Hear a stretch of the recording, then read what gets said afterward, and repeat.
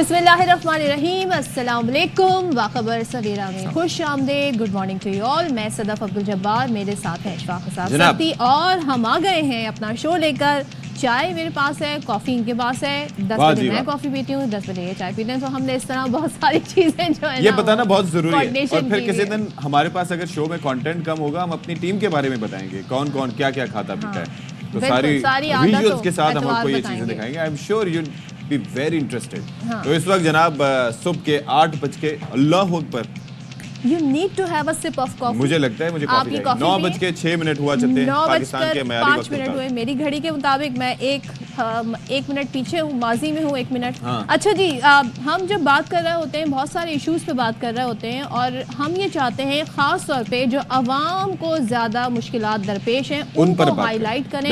और अगर बार बार हाईलाइट करना पड़े तो बार बार हाईलाइट। लेकिन वैसे सदफ फर्क जो पड़ना चाहिए वो पड़ता क्यों नहीं है? हम इतनी आवाज़ उठाते हैं, हम कहते हैं महंगाई कम होनी चाहिए, हम कहते हैं इन्फ्लेशन पे कुछ काम होना चाहिए, प्राइस कंट्रोल का मैकेनिज्म होना चाहिए, हम ये कहते हैं कि गवर्नमेंट को अपने एक्सपेंडिचर्स कम करने चाहिए, आवाम की हालत ज़ार बेहतर होनी चाहिए, कम से कम सैलरी के मामलात जो हैं वो ठीक होने चाहिए, सालाना इंक्रीमेंट्स के मामलात ना सिर्फ गवर्नमेंट बल्कि प्राइवेट ऑर्गेनाइजेशन में ठीक होने चाहिए।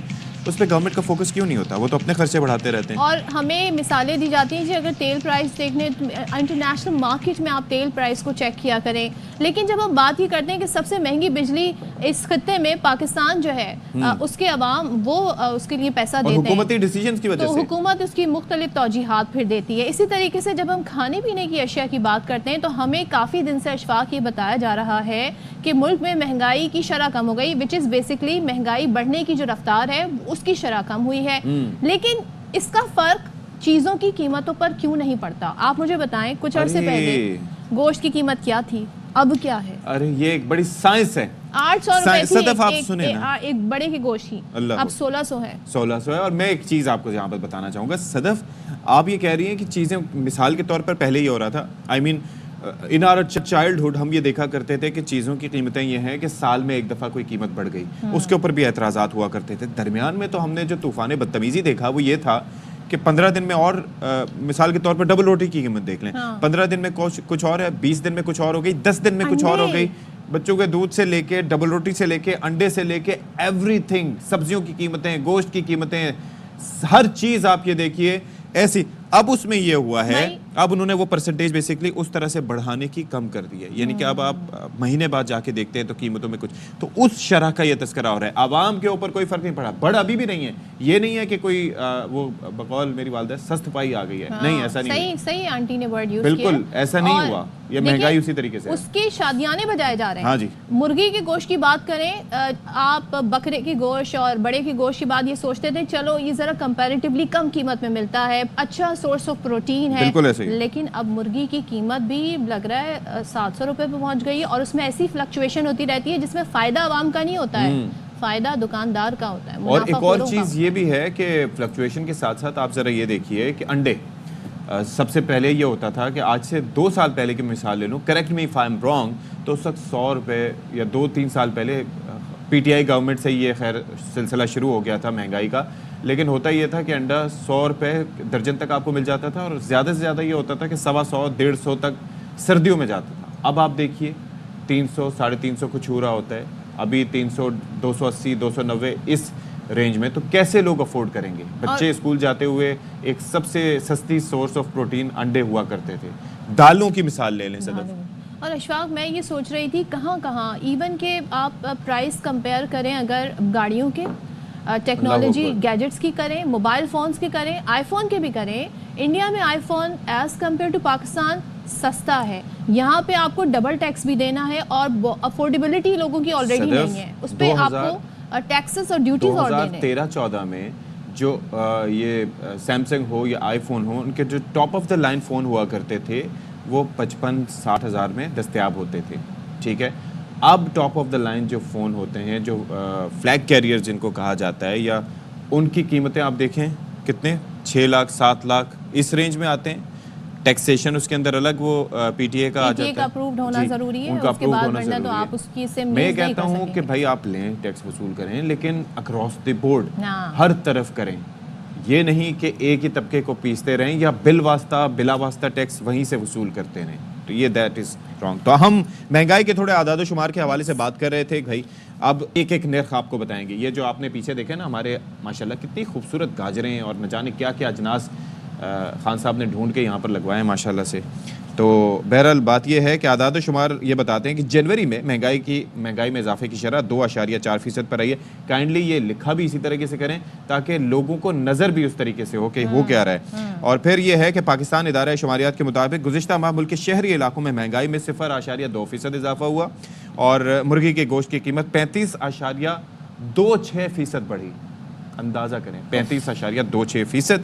اچھا پھر اس کے ساتھ مونگ کی دال کے دام 5.43%، 4.3% بڑھے.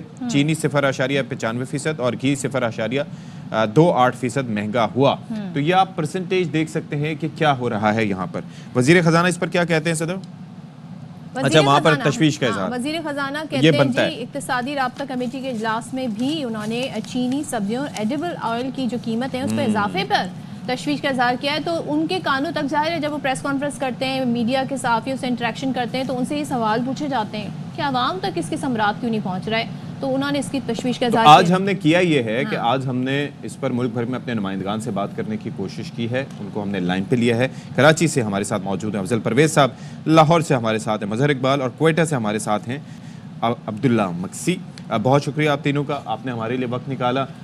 سب سے پہلے مکسی صاحب سے ہی شروع کرتے ہیں کیونکہ وہ ظاہر ہے کہ وہاں پر سردی زیادہ ہے، ٹھنڈ زیادہ ہے.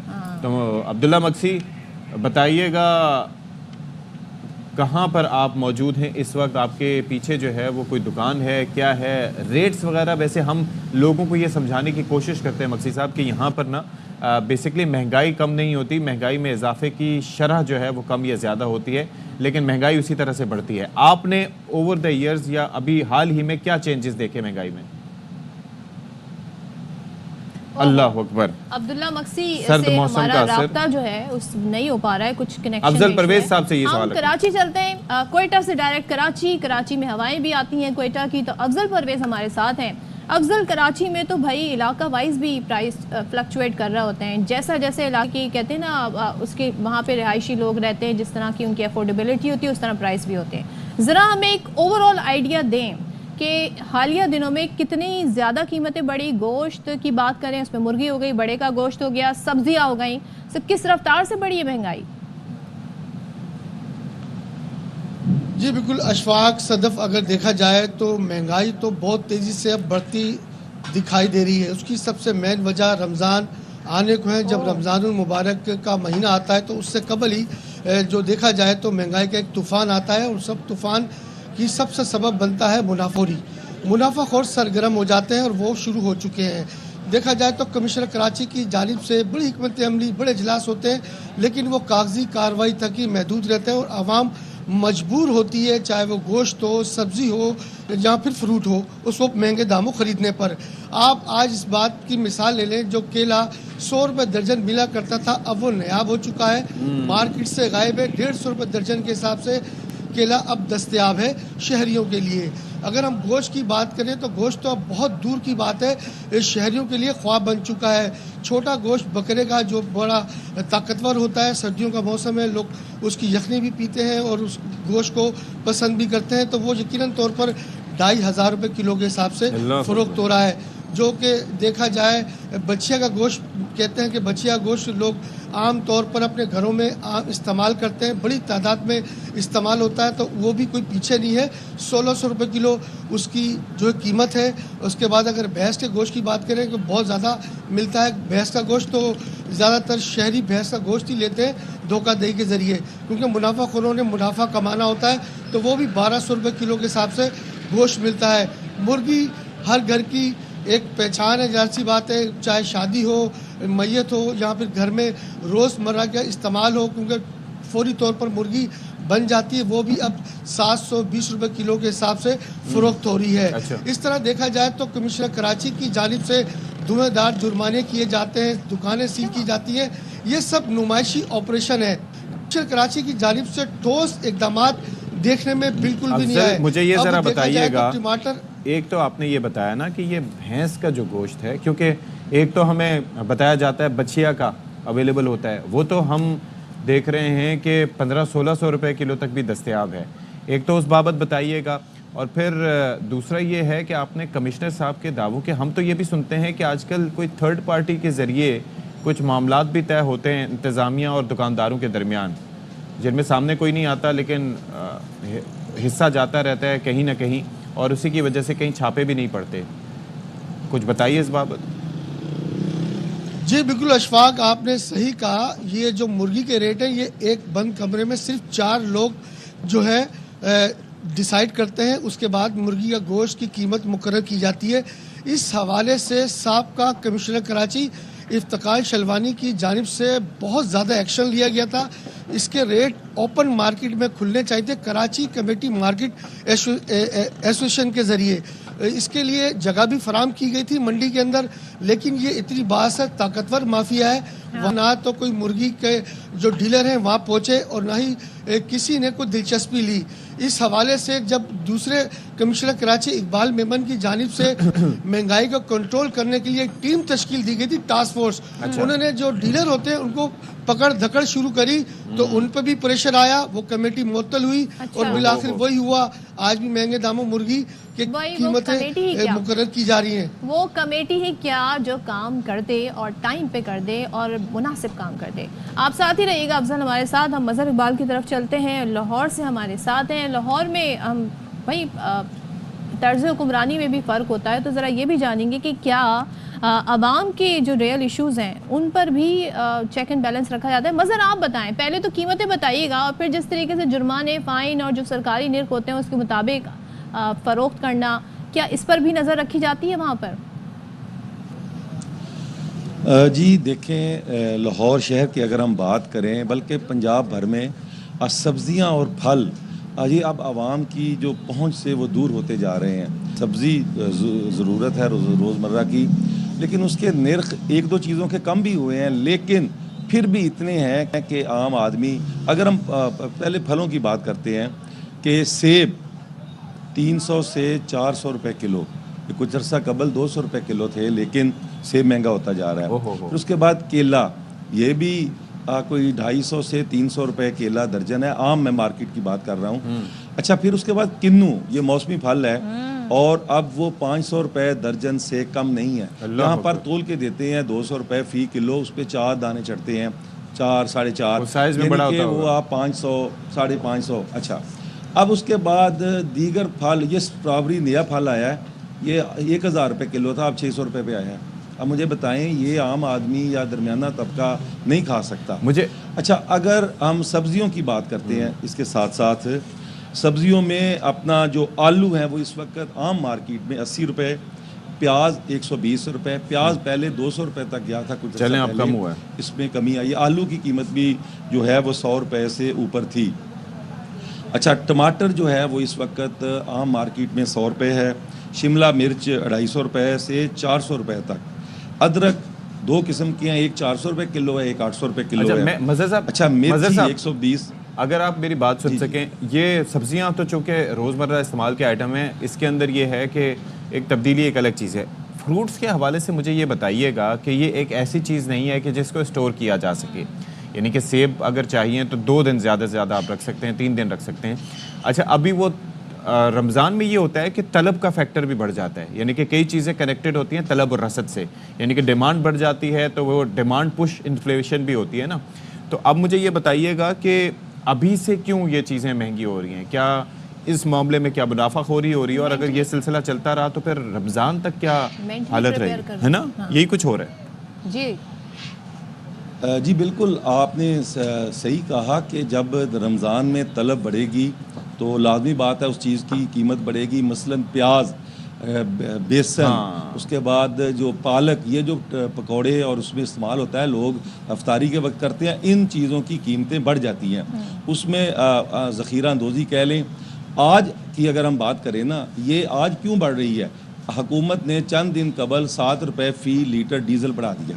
اب ٹرانسپورٹیشن کے اخراجات بڑھ گئے، انہوں نے وہاں سے اسی وقت، وہ تو 1 منٹ نہیں لگاتے، وہاں سے ریٹ بڑھے ہیں. اب وہ جو پک اپ ہے یا وہ جو ٹرک ہیں، وہ جو ٹرالر ہیں، جہاں سے یہ چیزیں آتی ہیں، تو وہ فوری طور پر اپنا کرایہ بڑھا دیتے ہیں. اگر وہ کرایہ بڑھا ہے تو اس کے ساتھ ہی آگے دکاندار ہے، اس نے بھی چیزیں بڑھا دینی ہیں. ایک اس کا فیکٹر تو یہ ہے.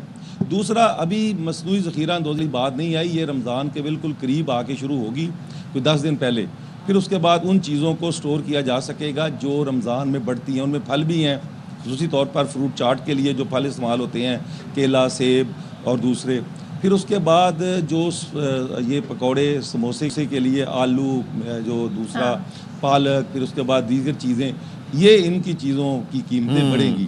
اچھا, لیکن اب حکومت نے ایک اچھا اقدام جو کرنے کا ہے کہ اس نے ماڈل بازار یہاں پہ لاہور شہر میں بھی اور پنجاب کے مختلف شہروں میں لگائے ہوئے ہیں, لیکن وہ ذرا ہر گلی محلے میں نہیں ہے, دور ہیں, وہاں تک جانا آنا لوگوں کے لیے ہے, لیکن وہاں پر چیزیں کوئی 15 سے 20% عام مارکیٹ سے سستی ہیں. وہاں پر کوئی تھوڑا بہت چیک اینڈ بیلنس ہے, لیکن مارکیٹ عام اگر ہم بات کریں بازاروں کی تو وہاں پر اچھا جو چیک کرنے والے ہیں وہ آتے ہیں, چیک کرتے ہیں اور چلے جاتے ہیں. تھوڑا بہت کسی کو جرمانہ کر دیا, کسی کی سفارش آ گئی اس کو روک دیا, کسی کی سفارش نہیں آئی اس کو جرمانہ کر دیا, وہ چلے جاتے ہیں. مظہر ویٹ کر رہے ہیں رمضان کا, کیونکہ اگر رمضان میں جب زیادہ ایکٹیو ہوں گے تو لوگ کہیں گے دیکھیں جی کام ہو رہا ہے, ابھی کیا فائدہ ہوگا. ابھی کیا ملے گا. تھینک یو سو مچ مظہر اقبال. افضل پرویز کراچی سے, لاہور سے مظہر اقبال. اور یہ جناب ہم نے آپ کے سامنے حقیقتاً گراؤنڈ ریالٹی جو صورتحال ہے وہ رکھی ہے, ہم نے اپنی طرف سے کوئی ریٹس جو ہے نہیں بنائے ہیں. یہ آپ اچھا, ایک چیز میں نے دیکھی ہے کہ آج کل اس سیزن میں کوئی سیزن کا اثر ہے, یہ کیا ہے کہ سبزیاں فریش بھی آ رہی ہیں, ان کے ریٹس بھی نسبتاً کم ہیں کمپیریٹیولی. سبزیوں کی اگر میں بات کروں, جیسے کہ آلو پیاز کی بات ہو گئی, یا پھر ایون پالک یا ساگ وغیرہ کی بات ہو گئی, اور سبزیاں جو ہیں مطلب توری وغیرہ ہو گئی, لوکی ہو گئی, تو ان کے ریٹس جو ہیں وہ کافی نسبتاً بھائی. لیکن ہمیں جو ہم سوچ رہے تھے کہ موسمی کینو, ہاں نہیں وہ تو اس طریقے سے ہمیں ابھی تو ہمیں بتایا گیا تھا کہ ہمیں نئی فصل آ رہی ہے اور نیا ابھی مال آئے گا تو پتہ نہیں چیزیں بہتر ہوں گی, لیکن بہرحال ویسے نہیں ہوا. تو آگے آپ سوچ لیجئے کہ حکومت کا کام ہے یہ کنٹرول کرنا. بھائی آپ سبسڈی بے شک نہ دیں, لیکن آپ یہ کنٹرول رکھیں. اگر یہ جو مارکیٹ میں یہ جو فیکٹرز کام کرتے ہیں نا, ان کے اوپر تھوڑی نظر رکھیں. بھائی سرکار نے جو نرخ طے کر دیے اسی پر آپ دے دیں تو بہت بہتری ہو سکتی ہے. سرکار کے یہ نرخ پہ سرکار کو ہی نہ دیتے ہوں کہیں, ایسے ہی ہے. اچھا چلیں جی, اب آگے بڑھتے ہیں اور ہم آپ کو بتاتے ہیں کہ کیڑے مکوڑوں سے کھاد بھی بنتی ہے. تو ایسا آپ کو کیسے ہوتا ہے یہ ہم آپ کو بتائیں گے. مٹیاری میں فصلوں کے لیے ایسی کھاد استعمال کی جا رہی ہے جو کیڑوں سے تیار ہوتی ہے, ظاہر ان کی ڈی کمپوزیشن کے بعد وہ تیار ہوتی ہے. سو ہمیں رپورٹ کر رہے ہیں امتیاز علی چنا. سفید ریش یہ بزرگ کاشتکار مٹیاری کے نوائی علاقے نوبت پری کے رہائشی کیمسٹری کے ٹیچر محمد حسین خاصکھیلی ہیں, جنہوں نے اسکول سے ریٹائرمنٹ کے بعد گھر بیٹھنے کے بجائے محنت کو ترجیح دیتے ہوئے اپنے تجربے اور حاصل تعلیم کے ذریعے حشرات کی مدد سے زمین اور ماحول دوست کھاد بنا کر اپنی فصل کی پیداوار میں اضافے کے ساتھ ساتھ اچھا منافع بھی کما رہے ہیں. ریٹائر ہونے کے بعد میں نے ورمی کمپوسٹ کا کام کیا. یہ ورمی کمپوسٹ جو ہے وہ سبھی فصلوں کے لیے بہت اچھا ہے. ہم نے آزمایا ہے, ہم نے جن جن فصلوں میں اس کو آزمایا ہے ان سب فصلوں میں اس کی جو رزلٹ ہے وہ تقریباً 70% عام روٹین کے حوالے سے زیادہ آتی ہے. اس کھاد کو ورمی کمپوسٹ آرگینک کھاد کے نام سے جانا جاتا ہے, جو دراصل ایک کیڑے سے بنتی ہے جس کو ریڈ رنگلر کہا جاتا ہے. ریڈ رنگلر کی مدد سے بننے والی یہ کھاد 3 مراحل سے گزر کر استعمال کے لائق بنتی ہے. پہلے گوبر آتا ہے, گوبر کو ٹھنڈا کیا جاتا ہے, ٹریٹ کیا جاتا ہے 10 دن کے اندر. پھر ہم بیڈ بناتے ہیں تو اس میں ہم پھر ریڈ رنگلرز چھوڑتے ہیں. 1 فٹ کے اندر 1000 رنگلرز چھوڑتے ہیں. یہ اس کو 2 مہینے کے اندر گوبر کو کھا لیتے ہیں اس میں, اور 2 مہینے کے بعد یہ بن جاتا ہے. گورنمنٹ اسکول سے ریٹائر کیمسٹری کے اس ٹیچر نے یہ چھوٹا سا ورمی کمپوسٹ آرگینک کھاد کا پلانٹ لگا کر نہ صرف اپنے فصلوں کے لیے فائدہ مند بلکہ علاقے کے مختلف لوگوں کے لیے روزگار کا ذریعہ بھی بن رہا ہے.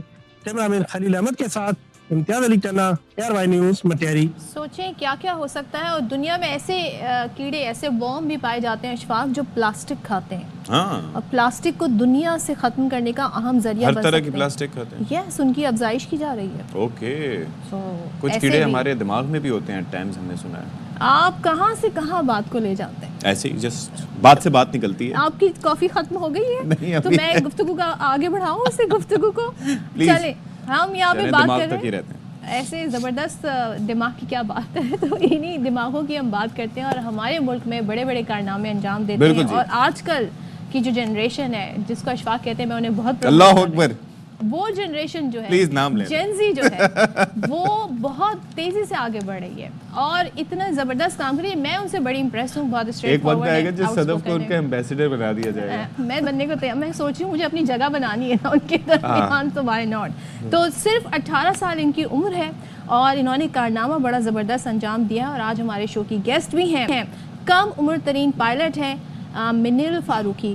از the right correct pronunciation? Minal Farooqui. آج کل ان کی بڑی آپ سوشل میڈیا پر دیکھ رہے ہوں گے دھوم ہے, کہیں پر ان کی پکچر نظر آتی ہے, کہیں پر ویڈیو نظر آتی ہے, اور انہوں نے کم عمر ترین کمرشل پائلٹ ہونے کا اعزاز حاصل کیا. 18 سال کی عمر میں انہوں نے تیار ہوا. زبردست. اس سے پہلے ہم آپ کو پتہ ہے نا کہ ہمارا چودھری کو بلا کے ان سے بھی بات کیا کرتے تھے. She was a pilot, she is a pilot as well plus an actress. تو اب یہ ہے کہ منل بھی یہاں پر ماشاء اللہ سے اسٹوڈیوز میں ہمارے ساتھ موجود ہیں. ان سے ذرا بات کرتے. Thank you so much for your time. صرف 18 سال کی عمر, ہم نے تو اس عمر میں کوئی ایسا کارنامہ نہیں کیا تھا جو بیان کیا جا سکے. خوف نہیں نکلتے اور اونچائی سے کتنا ڈر لگتا ہے. کب سے یہ سفر آپ کا شروع ہوا؟ یہ تو ابھی میڈیا پہ ابھی آیا ہے, سوشل میڈیا پہ ابھی آیا ہے, لیکن ظاہر ہے کہ اس کے پیچھے کافی ہسٹری ہوگی. ایویشن کا شوق تو بچپن سے ہی تھا, سنس آئی کو بچے کی جب سوچ کام کرنا شروع کرتی ہے تب سے. But aviation I got into aviation around 2 years ago, and تب سے آئی بن اسٹڈینگ. میں نے اپنے آورس کمپلیٹ کیا, الحمدللہ آئی گاٹ مائی لائسنس. لیکن شوق ہوا کیسے؟ پرندوں کو دیکھتے ہوئے, گھر میں فیملی ہسٹری موجود تھی کیا؟ نہیں, میرا ایکچولی گھر جو ہے وہ کراچی ایئرپورٹ کے رن وے کا جو اپروچ پاتا ہے اس کے بالکل نیچے آتا ہے. تو میں بس وہیں سے لینڈنگ اور ٹیک آف دیکھتے دیکھتے I was like, this is what I want to do. وہاں تو لوگ پریشان نہیں ہو جاتے ہوں گے شور سے؟ آپ نے انسپریشن حاصل کی. میں اسکول اسکپ کرتی تھی بہت دن to see a specific aircraft land. Saudi کا 747 ویڈنسڈیز کو آتا تھا. Used to skip school to see that. اچھا, سوچیں کہ اگر یہ تو ہمارے پاس کیپیسٹی نہیں تھی کہ A380 لینڈ کرتا, ورنہ تو آپ کہیں اور جا کے ابھی 380 لینڈ کرنا شروع ہو جائے گا.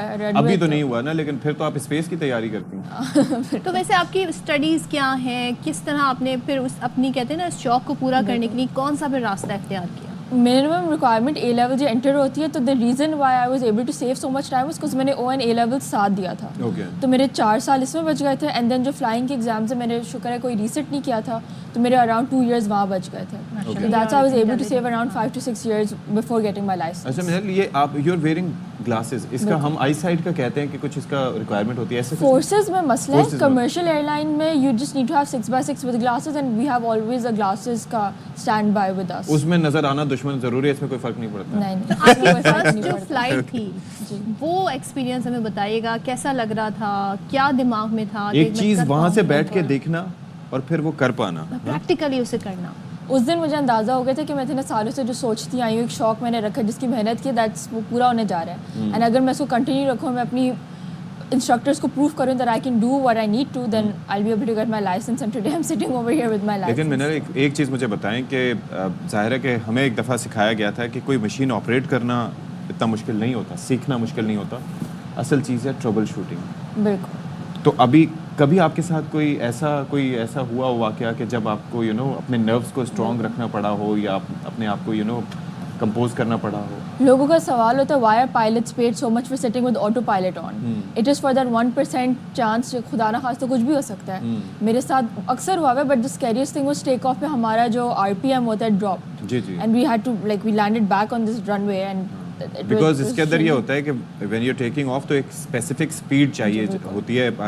جو پیسنجر ایئر کرافٹ ہوتے ہیں V1 V2 اس طریقے سے یہ ہوتا ہے, لیکن اس طرح سے تو پھر اگر وہ اسپیڈ حاصل نہ ہو تو پھر حادثے کا خدشہ ہوتا ہے. بالکل. And if you take of تو آپ کی اسپیڈ واش آؤٹ ہو جاتی ہے, نیوز سال کر جاتا ہے. ایگزیکٹلی. سو منل, آپ نے 18 سال کے بعد تو ہمارے یہاں لائسنس ملتا ہے, ڈرائیونگ لائسنس ملتا ہے, ID کارڈ بنتا ہے, تو گاڑی پہلے چلانا سیکھی یا جہاز ہی ڈائریکٹ اڑا؟ میری بہت مشہور بھی ہوئی تھی بات. I was like my moms like کہ ڈرائیونگ لائسنس لے لو. لائک میرا فلائنگ ختم ہو جائے پھر میں گاڑی بھی چلانا سیکھ لوں گی. تو ڈیورنگ دا ٹائم جو میرا لائسنس آ رہا تھا, میں نے گاڑی بھی اب چلانا سیکھ لی. میں آج بھی خود آئی ہوں. آپ کو کچھ نہیں لگتا ہوگا؟ بالکل اب نہیں, گاڑی میں تو کچھ نہیں لگتا. گاڑی زیادہ مشکل ہے کراچی کی سڑکوں, کراچی سے یہ صحیح بات ہے, کراچی کی سڑکوں ہوا میں آپ کو کوئی ادھر ادھر سے بائک والا نہیں ایئر ٹریفک کنٹرول بھی ہوتا ہے, بتا رہا ہوتا ہے کہاں سے ٹریفک ہے, بتا رہا ہوتا ہے. اچھا اب آگے what's next for you? I mean commercial pilot بن گئی ہیں, اب آگے کیا ہے جو آپ نے کرنا ہے؟ اس مسکنسیپشن ہے کہ CPL کے بعد آپ ڈائریکٹلی ایئر لائن میں جا سکتے ہو, سرٹن آورز بلڈ کرنے ہوتے ہیں آپ کو. سو وہ انسٹرکٹر کر کے بلڈ کر سکتے ہو, وہ آپ کسی ملٹی انجن کی ریٹنگ لے کے, many private companies over here have a multi engine aircraft. تو I've been offered a job. I'll see what I'm doing about that. اچھا مجھے ایک چیز بتائیں کہ آپ نے جس طریقے سے کہا کہ 747 کوئین آف دا اسکائز، اب تو اس کا ایرا ختم ہو چکا ہے، اب تو صرف یہ ہے کہ فریٹ کے طور پر یا کارگو کے لیے وہ یوز ہوتا ہے. A380s بھی اب آہستہ آہستہ وہ آپ کو پتہ ہے کتنے یوز ہو رہے ہیں، بٹ اب یہ ہے کہ زمانہ آ گیا ہے A350s کا، پھر اس کے بعد 787s کا، اور آپ کون سا ایئر کرافٹ ایسا ہے، 777s آر اسٹل ایکٹیو، تو کون سا آپ ایئر کرافٹ اڑانا چاہتی ہیں؟ Favourite my dream aircraft is the 350. میں اس کے علاوہ کچھ سوچ بھی نہیں سکتی. It's my main goal. Reason because ہاں اچھا ہے. Not only exterior wise, interior it's unique. اس کی ایک بلیک کلر کی اس کی لائننگ جاتی ہے آن اٹس رمز اس کے کاکپٹ کے باہر. I think that just makes it so beautiful. Like اچھا یہ رینجز ہے نا ایئر کرافٹس کی، جس کے اندر بوئنگ بھی اور یہ ایئر بس بھی اپنے اپنے ایئر کرافٹ بناتی ہے، تو یہ 350 کے ایکویلنٹ 777 ہے. 787 یا 777 بھی آ سکتے ہیں، ER اگر اس کے اندر کر لیں ایکسٹینڈیڈ رینج والا. A380 کا متبادل کوئی نہیں ہے. نہیں اس کا تو منال، جب آپ اس طرف آ رہی تھیں گھر والوں کی طرف سے کتنی انکریجمنٹ ملی، یا انہوں نے کسی طریقے سے کچھ ڈاؤٹ شو کیے کہ کر پاؤ گی کہ نہیں؟ وہ بھی وہ محبت میں آپ کی سوچ رہے ہوتے ہیں آپ کے پیرنٹس کہ بیٹا میرا بیٹا اتنا بڑا ٹاسک نہ لے لینا کہ کر نہ پاؤ. سو وہاں سے کیا سپورٹ ملی؟ میری فیملی میں ایک اچھی بات ہے، وہ بولتے ہیں کہ جو بھی پیشن ہے بچے کا، جو بھی اس کو کرنا ہے اس کو کرنے دو، but show us that you want to do it. اب ایسا نہیں ہے کہ میں اسکول میں obviously خراب گریڈز لا رہی ہوں پھر میں بولوں کہ ماما invest X amount of money for me to become a pilot. ایسا نہیں ہے. You show them you have the grades and then they'll invest towards what you want to do or the future you want to have. How does it feel like ایک عام انسان کی بات ہم کریں، ان کو لگتے ہیں 25 سال 26 سال sometimes 30 years to get there where you are now. تو آپ نے اتنی جلدی اچیو کر لیا، so how کیا فیلنگ آتی ہے؟ Obviously I'm very happy, but مجھ سے زیادہ I'm happy to see my mom so proud of me, to see my instructor so proud of me, and there's so many مجھے اتنے سارے چھوٹے بچوں کے سوشل میڈیا پہ میسیجز آ رہے ہیں کہ tell us how to do this. سو وہ میرے ٹائم پہ نہیں تھا when I was becoming a pilot. اندازہ کریں کہ شی از سینگ کہ چھوٹے بچوں کے مجھے میسج آ رہے ہیں. نہیں مطلب مجھ سے بھی چھوٹے مجھ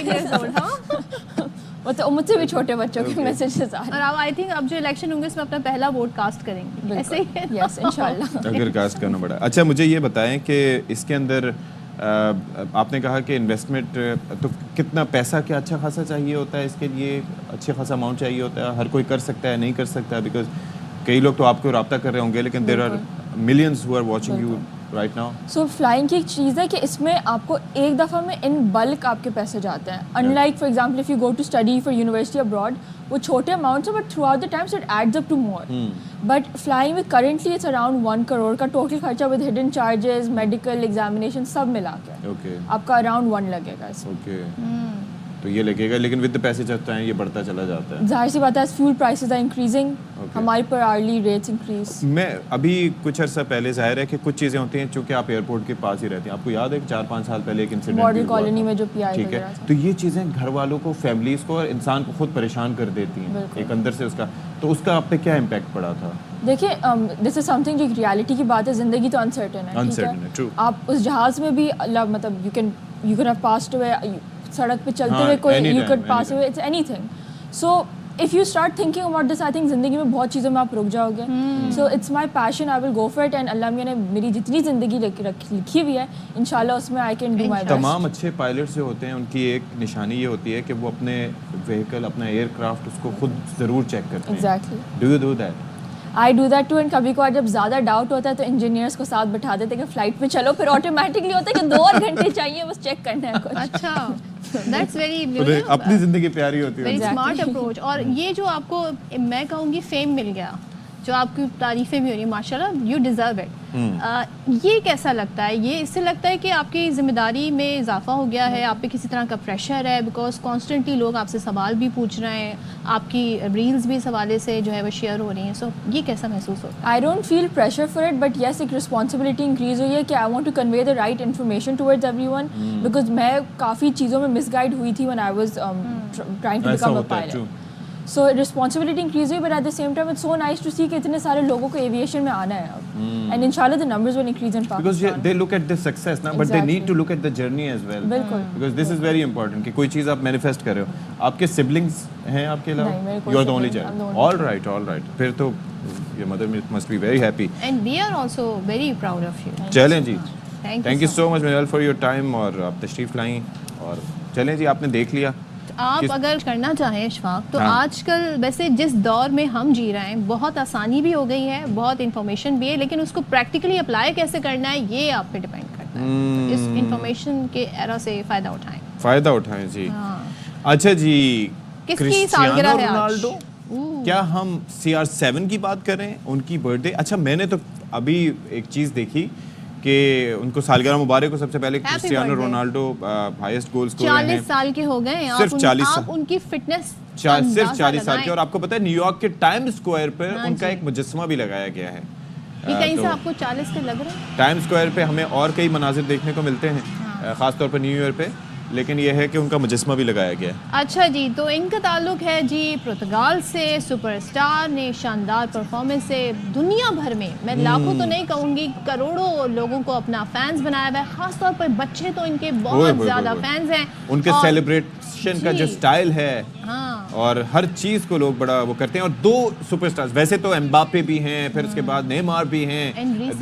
ریسنٹلی انہوں نے یوٹیوب چینل اپنا لانچ کیا, کوئی ویڈیو بھی پوسٹ نہیں کی, اور اس وقت سب سے زیادہ جو فالوورز ہیں یوٹیوب پر وہ کرسٹیانو رونالڈو کے ہیں. سب سے زیادہ ان کے نہیں ہے نا, وہ تو مسٹر بیسٹ کے ہیں, ان کے ملینز آف میں ہیں.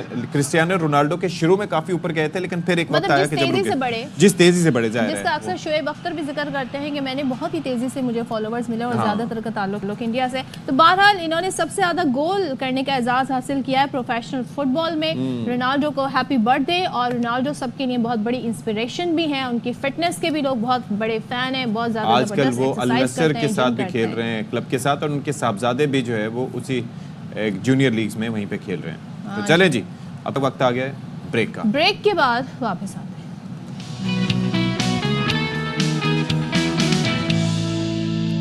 Welcome back once again. اور کراچی شہر میں اس سے پہلے سوچیں ہم کتنی ٹیکنالوجی کی کیا کیا باتیں کر رہے تھے, لیکن جب ہم ریالٹی پہ آتے ہیں, زمین پر آتے ہیں, اپنے شہر کراچی کی بات کرتے ہیں, تو یہاں کے مسائل بڑے ہی سنگین ہے. بہت سارے لوگ ان کا شکار ہیں, اور جس طریقے سے آئے روز خبریں آتی ہیں, دل دہلا دینے والی خبریں آتی ہیں ٹریفک حادثات سے متعلق, وہ میں آپ کے ساتھ شیئر کرنا چاہوں گی. تو ہم تو بھئی خوف کے سائے میں زندگی گزار رہے ہیں.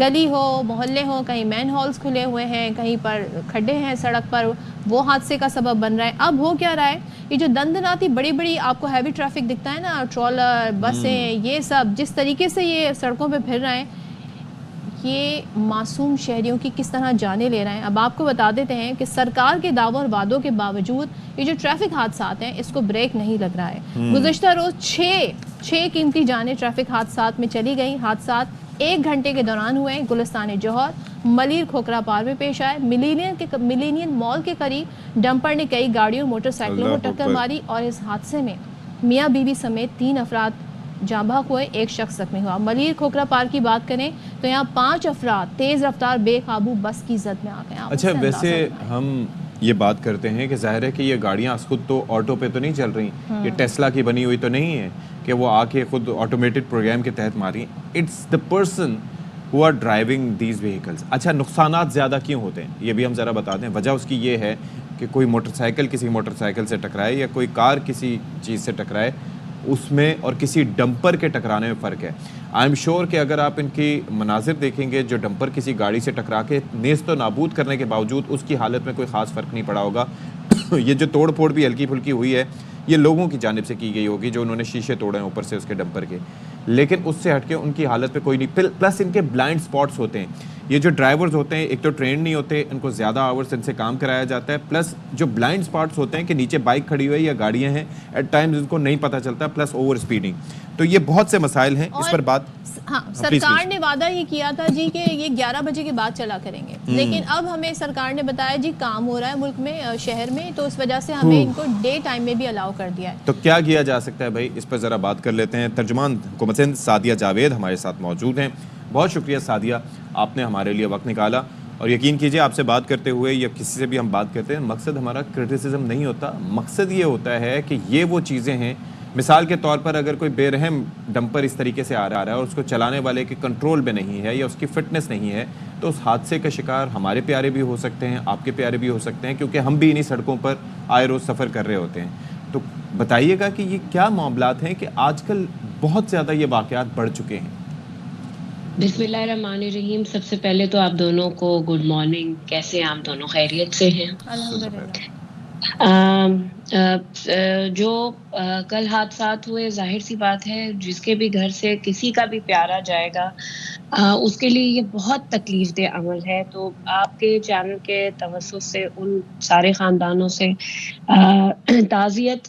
اور بالکل کراچی میں اس سال کے شروع سے ٹریفک حادثات میں کچھ زیادہ ہی اضافہ رپورٹ کیا جا رہا ہے، اور جس میں بالکل یہ جو ہیوی ٹریفک ہے، مجھے نہیں پتا آپ کو کس نے بتایا، لیکن میری جو انڈرسٹینڈنگ بھی ہے اور جو میری بات بھی ہوئی تھی ٹریفک پولیس سے، اس میں انہوں نے مجھے تو یہی بتایا کہ جی رات کو 11 بجے کے بعد ان کی انٹری شہر میں الاؤ کی جاتی ہے.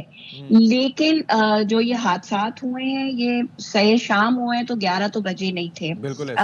اور اس کا مطلب یہ ہے کہ انہوں نے قانون پہ عمل نہ کرتے ہوئے اور ٹریفک پولیس نے قانون پہ عمل نہ کراتے ہوئے ان کو شہر میں انٹری دی گئی اور انٹری دی جاتی ہے.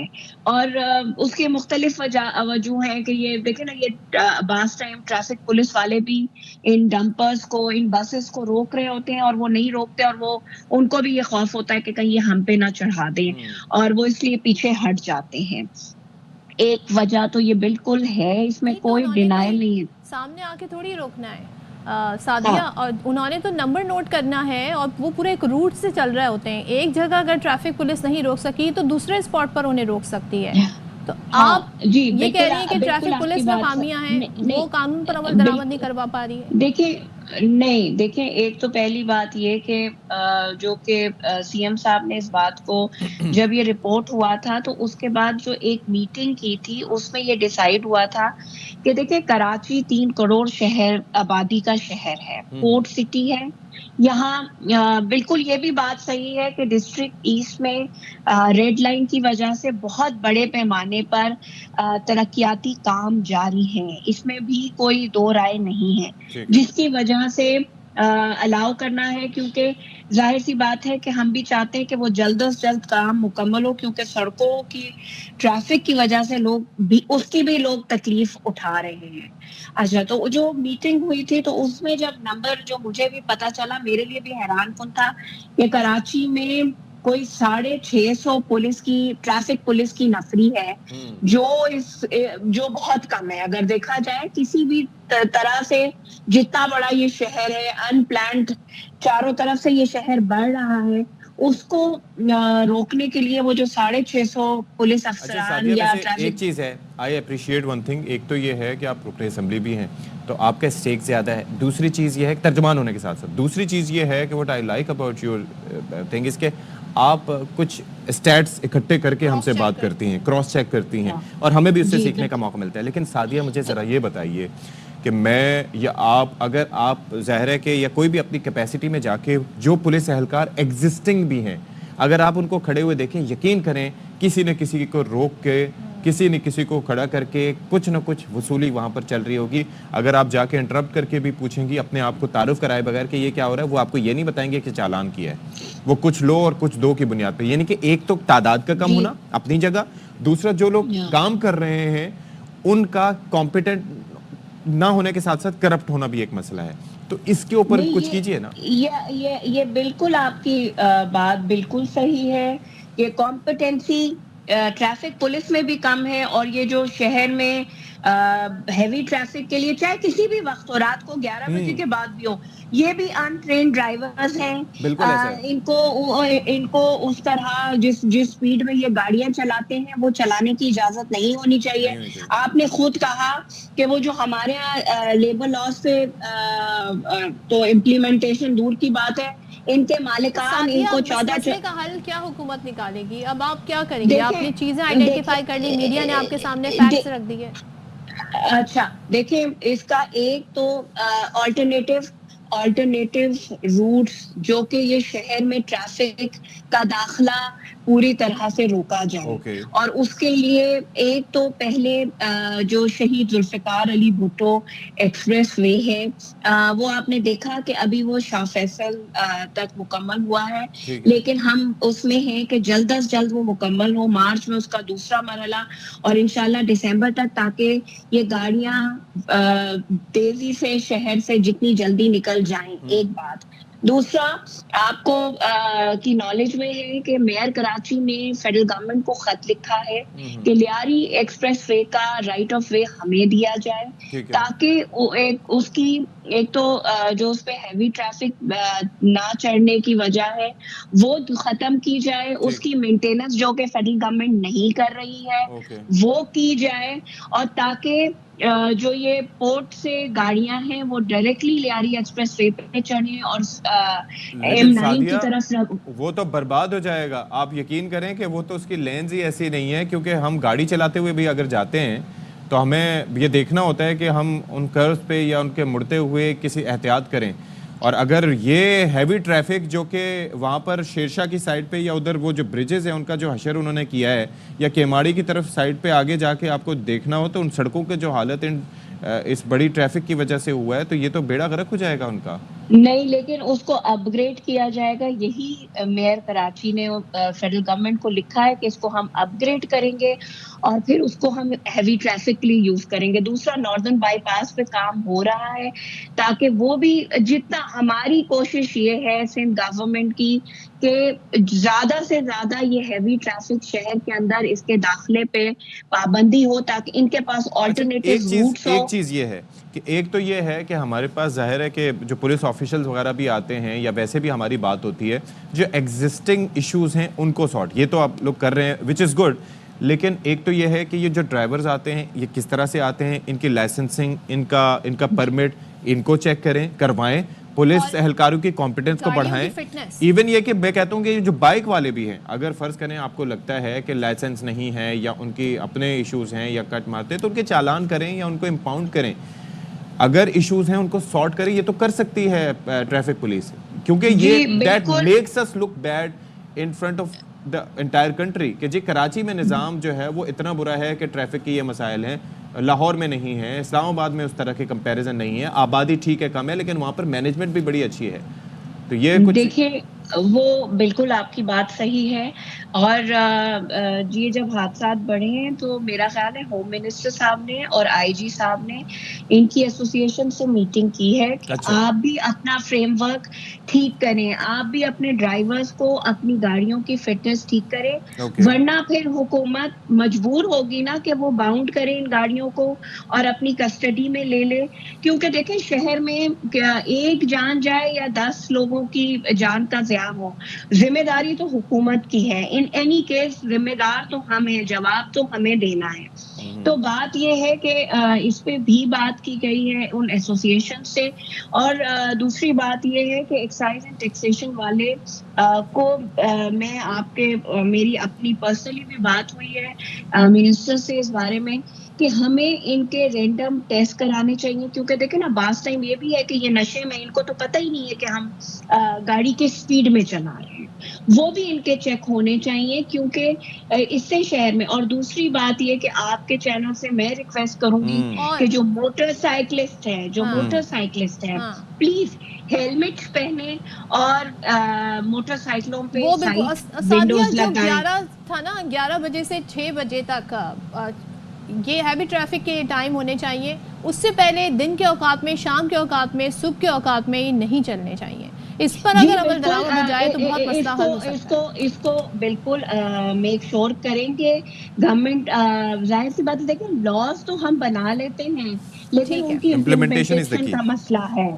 और वो इम्प्लीमेंट जितनी, लेकिन इस मामले पर सीएम साहब बिल्कुल क्लियर हैं कि वो इसको सख्ती से इम्प्लीमेंट कराएं। चलें जी, thank you so much Sadia for your time. इस सारी सूरत हाल पर बात करने के और बाद हम उम्मीद ही कर सकते हैं कि इस पर अमल दरामद होगा और ये ट्रैफिक के मसाइल और उसकी वजह से हादसात जो हैं ये रुकेंगे। चलें जी, अब सियासी मामलात पर थोड़ा बात कर लेते हैं। हुकूमत से मुज़ाकरात के मौसर नताइज ना निकलने के बाद पीटीआई ने अपोजिशन जमातों से उम्मीदें बांध ली हैं। एक ग्रैंड अपोजिशन अलायंस की तश्कील के लिए कोशिशें शुरू हो गई हैं। शाहिद खाकान अब्बासी साहब कहते हैं कि मुल्की मसाइल का हल نئے الیکشن ہیں اور پھر اپوزیشن جماعتوں کی گزشتہ روز ایک اہم میٹنگ تھی لیکن اتحاد تشکیل نہیں ہوا.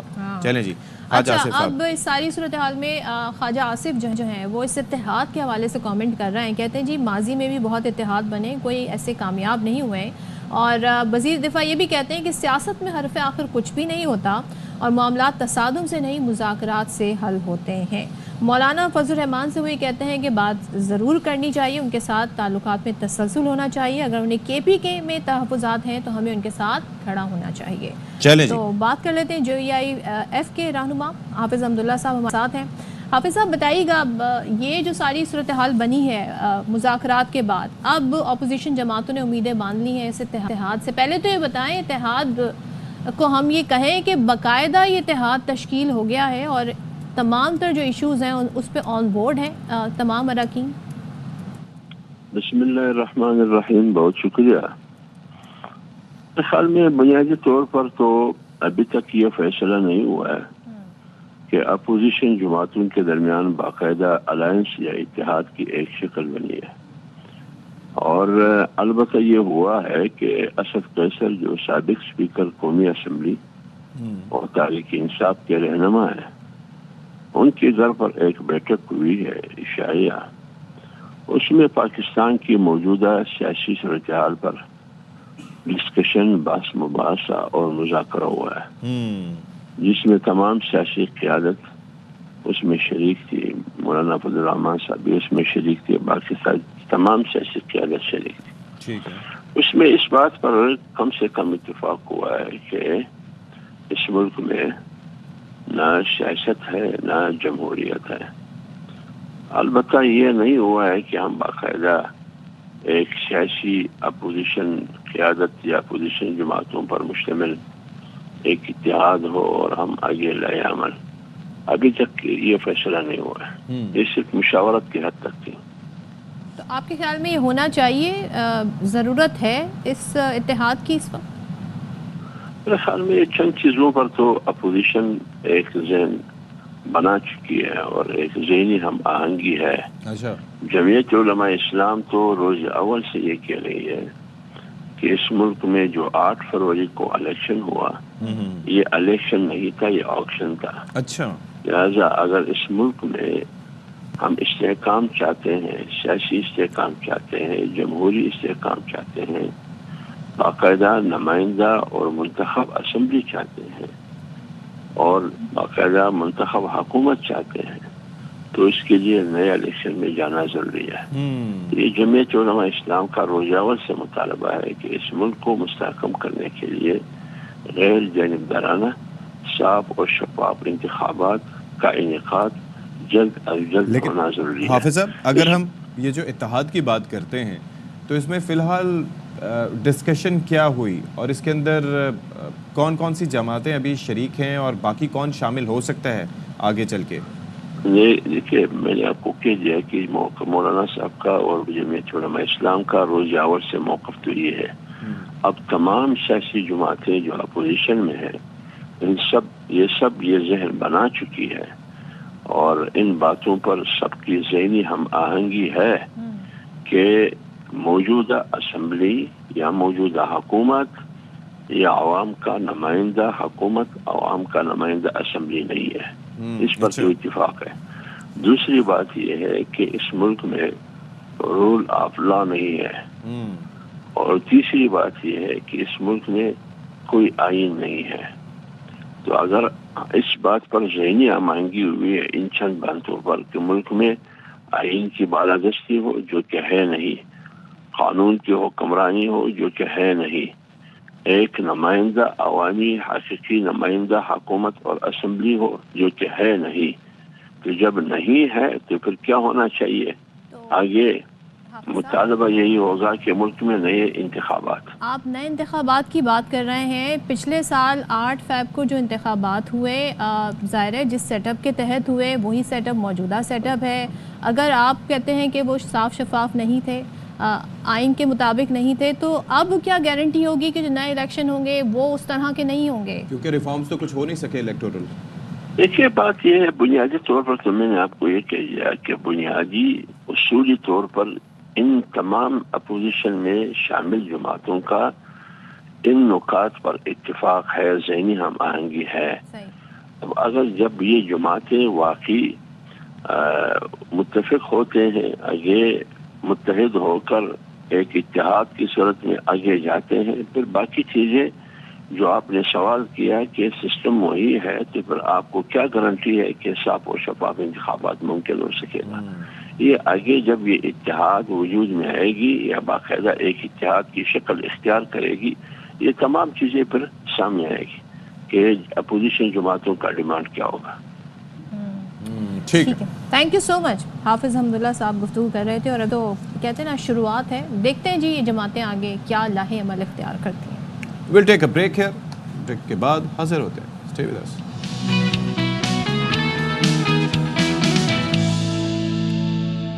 بسم اللہ الرحمن الرحیم. السلام علیکم. باخبر سویرا میں ایک بار پھر سے آپ سب کا خیر مقدم ہے.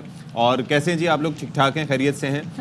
سردیوں کا کچھ ہم تذکرہ نہیں کر رہے، برف باری کا تذکرہ نہیں کر رہے، برسات کا کوئی تذکرہ نہیں کر رہے، AQI کا تذکرہ ہم نے اتنے دنوں سے نہیں کیا.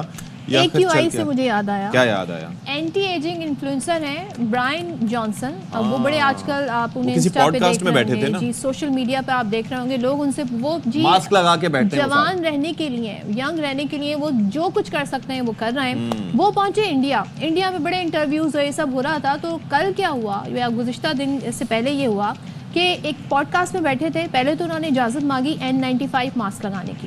اچھا، اس روم میں جہاں پہ پوڈ کاسٹ ہو رہا تھا وہاں پر جی ایئر پیوریفائر بھی تھا، سب کچھ ایک انڈور انوائرمنٹ میں ہو رہا تھا. اس کے بعد وہ واک آؤٹ کر گئے وہاں سے. کہا کیا کہ جی میرے لنگس جو ہے انفلیمیشن ہو رہی ہے، میرا جو سور ہے، تھروٹ جو ہے وہ سور ہو رہا ہے، اور یہ کہ میں یہاں پہ جی نہیں سروائیو کر سکتا تو میں اس پوڈ کاسٹ سے جا رہا ہوں. ایسا ہی ہے. اور ایئر کوالٹی انڈیکس اس وقت کیا تھا؟ 130. اللہ اکبر. اور 130 واقعی خراب ہے.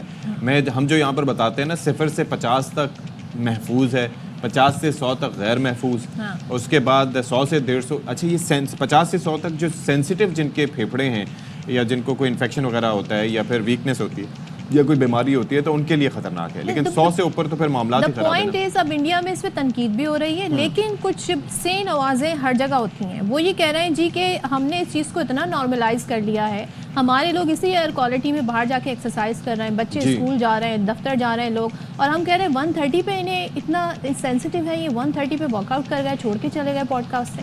تو بھائی آپ اپنے اسٹینڈرڈ ہیلتھ کے حوالے سے اگر ہائی رکھیں گے تو آپ اس پہ کام بھی کریں گے. تو آپ یہ دیکھیے کہ لاہور کی اگر ہم بات کریں تو لاہور کا اس وقت جو AQI ہے that is 240 and that is a lot. ٹھیک ہے، تو ہمارے پورے شہر، مثال کے طور پر لاہور کی مثال لے لیں، پشاور کی مثال لے لیں، ملتان کی لے لیں، راولپنڈی لے لیں، کراچی لے لیں، یعنی کہ لاہور کے ہے 240، پشاور کا ہے 213، ملتان کا ہے 195، راولپنڈی 184، کراچی 180، اسلام آباد تک بھی 165 ہے. یعنی کہ پورے ملک میں اگر ہم بات کریں تو ایئر کوالٹی ہماری ٹھیک نہیں ہے اور ہر گزرتے دن کے ساتھ یہ خراب ہوتی جا رہی ہے. آپ کو یاد ہے جب بہت زیادہ بری ایئر کوالٹی ہزار تک معاملات جا رہے تھے لاہور سے، تو بلاول صاحب کراچی میں جب 175 تھا تو کہہ رہے تھے کراچی آ جائیں لاہور والے. تو جب ہمارے یہاں اس چیز کا ادراک نہیں ہے، میں کرٹیسائز نہیں کر رہی، ہمارے یہاں اس کی انٹینسٹی سیویریٹی کا سنگینی کا ادراک ہی نہیں ہے. ہم سمجھ رہے ہیں 175 بہت اچھا ہے. کہتے ہیں نا کہ چراغ سب کے بجھیں گے،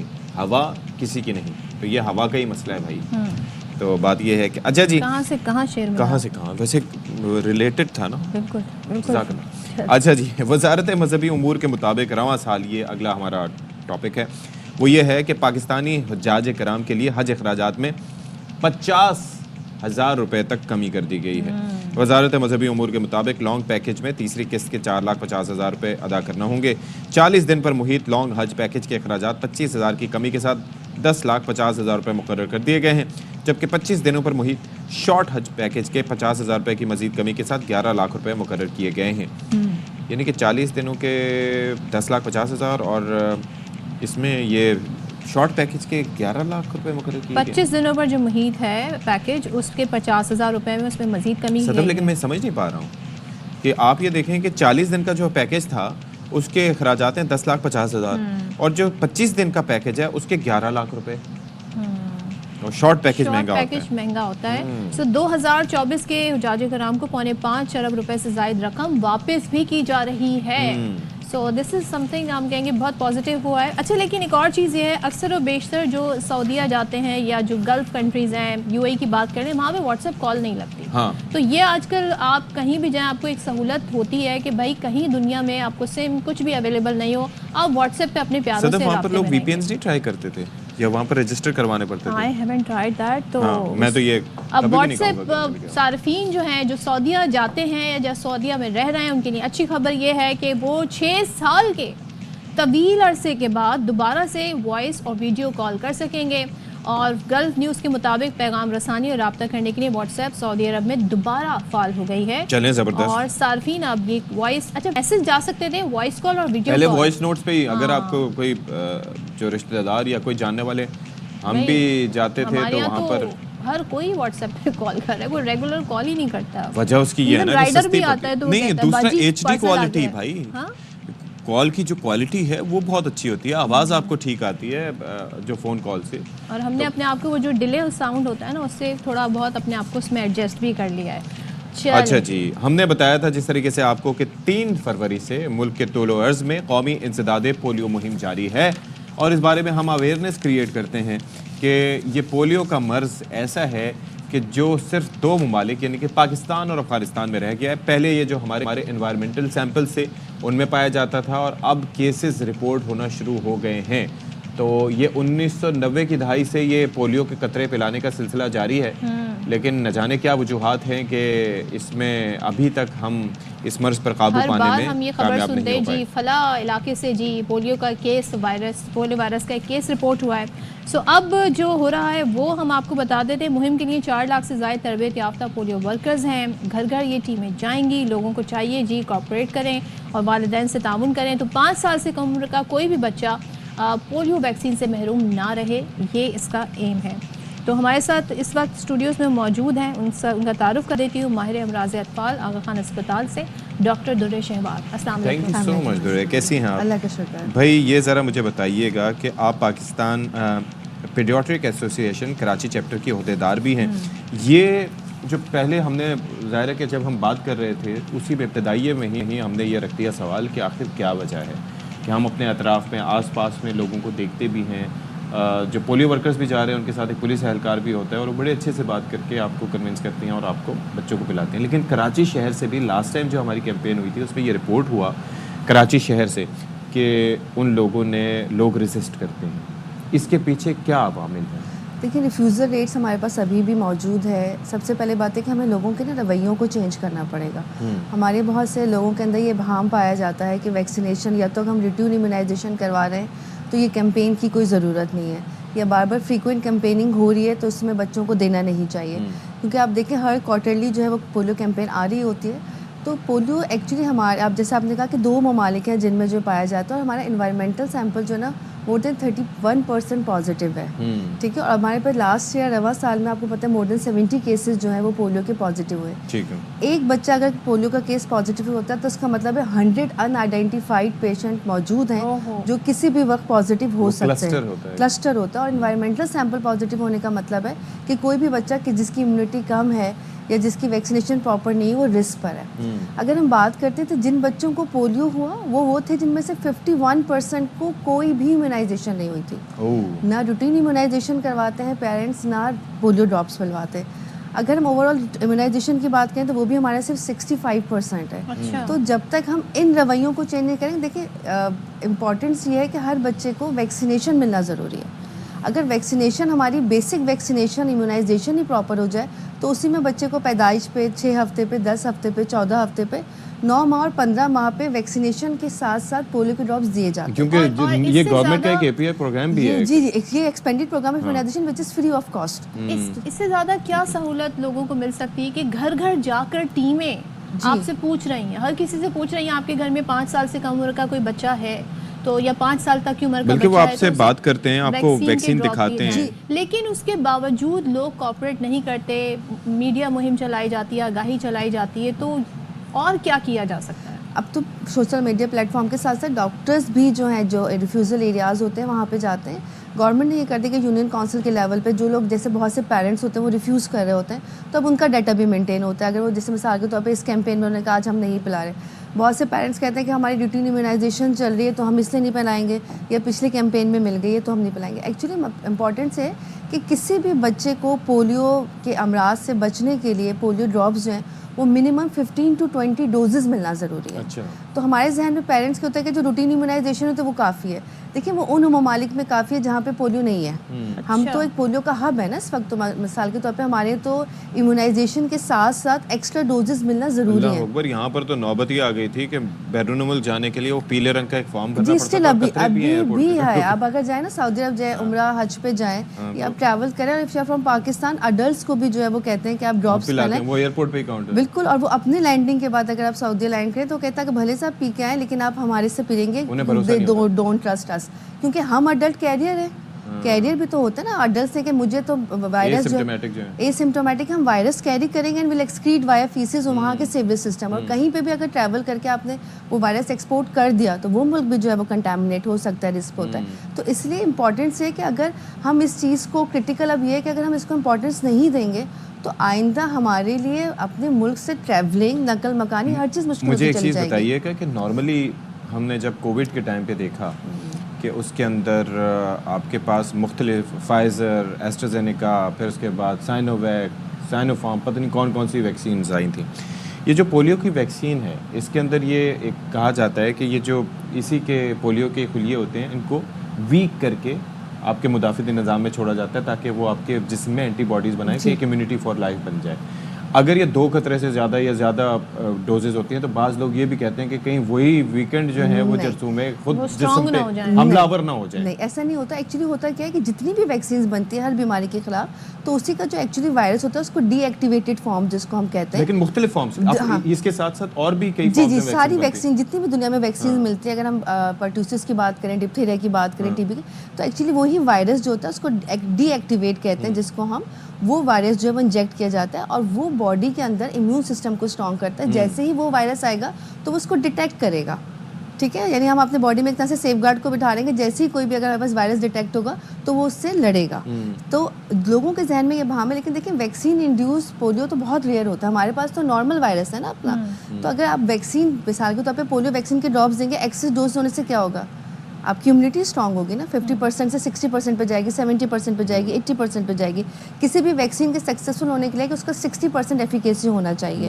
تو پولیو ویکسین جو وہ 60 سے 70% ایفیکیسی ہے. کیا ٹارگیٹ ہے ویسے؟ دیکھیں ہمارا جو ہدف ہے وہ مور دین 45 ملین بچوں کو جو ہے وہ polio vaccination overall Pakistan, اسلام, لاہور, پنجاب, KPK کے ایریاز میں کریں. کیونکہ دیکھیں اس وقت پنجاب, سندھ, لاسٹ ٹائم جو ہمارے پاس سارے جو کیسز ہیں وہ انہی ایریاز سے جو ہے وہ ہمارے پاس ڈیٹیکٹ ہوئے. تو پرابلم یہ ہے کہ کیمپین آتی ہے, سوشل میڈیا کے پلیٹ فارمز میں ڈاکٹرز ہیں, یونین لیولس پہ, سب لیول پہ ہوتا ہے, لیکن جو چینج ہے وہ پیرنٹس کے اندر آ نہیں پا رہا ہے. کیونکہ دیکھیں جب بھی ہم ڈیٹیکٹ کرتے ہیں سرویلنس میں تو وائرس روٹیٹ کر رہا ہے, تو اس کا مطلب کہیں نہ کہیں لیکن ایک اور چکر بھی ہے, یہ جو ہمارا بارڈر ایریاز ہے, ٹھیک ہے, وہاں پر سے کئی گاؤں ایسے ہیں کہ جو سرحد کے اس طرف بھی ہیں اس طرف بھی ہیں. افغانستان میں بھی یہ وائرس ہے, پاکستان میں بھی. اب یہ جو کلچر ہے وہاں کا, اس کے اندر ایک تو ایکسیس نہیں ہے, ڈیٹا اتنا نہیں ہے کہ اس گھر میں کتنے بچے ہیں کتنے نہیں ہیں, فیملی تک رسائی نہیں ہوتی, یو نو دا ریزنس. تو وہاں پر ٹیمز کا پہنچنا یا ویکسینیٹ کرانا تو بہت مشکل ہوتا ہے. پھر دوسری وہی لوگ نقل مکانی کرتے ہیں, پھر ہمارے سیوریج سسٹم جہاں سے وہ کنٹامنیٹ ہوتا ہے کہیں نہ کہیں سے ہمارے واٹر سسٹم سے, تو پھر وائرس جو ہے وہ آپ کا پروپوگیٹ کر رہا ہوتا ہے. پرابلم یہی ہے. دیکھیں وہی والی بات ہے, اگر ہم اپنے شہری علاقہ جات کو, وہ کہتے ہیں ہرڈز امیونٹی, اگر ہم اپنے ایریا کو کور کر لیں 70%, کووڈ کی جیسے آپ لوگ نے بات کی, تو کیا ہوتا ہے کہ 70% امیونائزیشن ورلڈ وائڈ ہوئی, 50% ہوئی, 50% آپ کی ہرڈز امیونٹی کی وجہ سے یا کوہارٹ امیونٹی, جی بالکل, تو وہ ہو جاتا ہے. اگر ہم لوگ 70% اپنا ٹارگیٹ بھی پورا کر لیتے ہیں تو پھر وہ ہرڈز امیونٹی میں, اگر ایک بچے کو ہم ڈراپس دیتے ہیں تو وہ اپنی اس کی باڈی میں اینٹی باڈیز بنا کے وائر فیسز ایکسکریٹ ہو کے اس پورے سیوریج سسٹم کو بھی کور کر لیتا ہے. ایکچولی پولیو ڈراپس پلانے کا, اورل پولیو کا فائدہ یہ ہے کہ جو اگر ہم انجیکٹیبل لگاتے ہیں وہ آپ کی صرف بلڈ میں امیونٹی پروڈیوس کر رہے ہوتا ہے, جبکہ جو ہم اورل دیتے ہیں وہ گٹ کے اندر جا کے امیونٹی ऑलराइट, ओरल और इसका फर्क ये जी, है। दिस इज़ द इम्पोर्टेंस, इसलिए हम बाईवैलेंट देते हैं इसलिए बार बार कि वो एक्सक्रीट होके स्टूल के थ्रू पूरे एरिया को कवर कर ले। यानी अगर आपने 50 बच्चों को अगर उस एरिया के बच्चों को वैक्सीनेशन दे दिए तो मोर देन 100 और मोर देन 50% बच्चों ऑटोमेटिकली वाया हर्ड्स इम्यूनिटी जो है वो इम्यूनाइज हो जाएंगे। चलें ओके, जी, ये बहुत ही ये आज हमारे पहली लिए, दफा हमें ये फर्क पता लगा। जबरदस्त इन्फॉर्मेशन थी। Thank you, so doctor much, Durr doctor शहबार। Durr शहबार हमारे साथ थी। और ज़रूरी है भाई, आप अगर चाहते हैं कि मुस्तकबिल में आपका बच्चा चले फिरे भागे दौड़े तो आपको आज उसको पोलियो के कतरे पिलवाने ज़रूरी हैं। अब ज़रा बात कर लेते हैं, डोनाल्ड ट्रंप ने जो वादे किए थे अब वो अमल दरामद भी उस पर कर रहे हैं और उनको गैर कानूनी जो तारिकीन वतन है अपने मुल्क से बेदखल करना अब उनकी अव्वलीन प्रायोरिटी है। इसमें वो किसी भी मुल्क को खातिर में नहीं ला रहे हैं, चाहे उस मुल्क से उनके अच्छे ताल्लुकात हों कि ना हो। तो इंडिया काफ़ी दम भरता है कि भारत के अच्छे ताल्लुकात हैं अमेरिका से, लेकिन 104 भारतीय शहरियों को मुल्क बदर किया गया है, अमेरिका से निकाला गया है और इनका ताल्लुक जी बताया जा रहा है मुख्तलिफ इलाकों से है, किसी का गुजरात से, किसी का महाराष्ट्र से और पंजाब की रियासतों से है। सो अब ये बाकायदा तौर पे इन्हें एक C-17 फौजी तैयारा है, ये लेकर इन भारतीय शहरियों को अमृतसर पहुँचा। अच्छा, अब ये चक्कर ये है कि बेसिकली ताल्लुकात तो दोनों मुल्कों के अच्छे हैं, लेकिन आई एम श्योर कि ये जो इल्लीगली वहाँ पर पहुँचे हैं तो उस पर कोई कॉम्प्रोमाइज़ नहीं किया डोनाल्ड ट्रंप ने। वैसे तो कुछ अजीब व गरीब डिसीजंस भी वो ले रहे होते हैं, जैसे कि कल गज़ा के बारे में जिस तरह से उन्होंने बात की, तो वो अब वो कहते हैं ना कि वो वाइट हाउस का जानिब से भी बयान आया कि ये सियाक़ो सबाक़ से हट के उनके बयान को पेश किया गया है। आज से 8-10 साल पहले यहाँ पर भी हम ऐसी बातें सुना करते थे, सियाक़ो सबाक़ से हटके। लेकिन इस पर मुझे इस बात की खुशी है, यूरोपियन कंट्रीज़ ने, बहुत सारे मुल्कों ने इस पर एहतजाज किया है और इसको डिसअप्रूव किया है, इस प्लान को जो डोनाल्ड ट्रंप लेकर आना चाह रहे हैं, जो कि पॉसिबल भी नहीं है। तो बहरहाल ये चलें जी, अच्छा है कि बाकी तो सब तरफ नज़ला गिरता है तो कुछ भारतीयों को भी इन्होंने पहुँचाया है। अच्छा जी, वैसे तो चोर किसी भी चीज़ को चुरा सकते हैं। अच्छा, ठीक इतना है, आसान है? हाँ, तो इरशाद वैसे भाई। तो चोर हाँ, किसी भी चीज़ को चुरा सकते हैं और सबसे आसान काम कौन सी चोरी का होता है? क्या मतलब? जिसके बारे में फिल्मों में गाने बनते हैं, दिल की चोरी का। वाह वाह, आसान काम है, इस पे कितनी शायरी, आसान काम है दिल की चोरी। इस पर शायरी जो है बस मेरे ख्याल में इस मामले में भी जेनजी आगे होगी, है ना? तो जेनजी जो है वो तो इन चीज़ों पे बिलीव ही नहीं कर रहा, नहीं करते, वो ही कहते हैं हम इस दुनिया में क्यों आए हैं, क्या मकसद है, ये क्या डिप्रेशन है। तो हम बेसिकली चोर तक रहते हो अगर बात करें तो आपने कभी सुना है कि कोई चोर हजारों अंडों को चुरा ले? अच्छा, कराची में या पाकिस्तान में जो रेट्स हैं अंडों के, तो उस हिसाब से तो सोचा जा सकता है कि शायद ऐसा हो, लेकिन अमरीकी रियासत पेंसिल्वेनिया, वहाँ पर चोर 1 लाख अंडों को एक ट्रक से चुरा कर ले गए। अच्छा, ट्रक ही ले जाते हैं, मतलब कैसे लेके गए ये मैं और फिर अच्छा हुआ ये है कि बर्ड फ्लू के फैलाव और कीमतों में इजाफे के बायस अंडों की कीमत रिकॉर्ड सतह पर पहुंच चुकी है और चोरी किए गए अंडों की मालियत $40,000 के करीब है। तो फिर तो भाई बनता है ना, बनता है, I mean like I am not justified, लेकिन बात ये कीमत भी तो देखें, $40,000, बड़ा अच्छा, 1 लाख अंडे।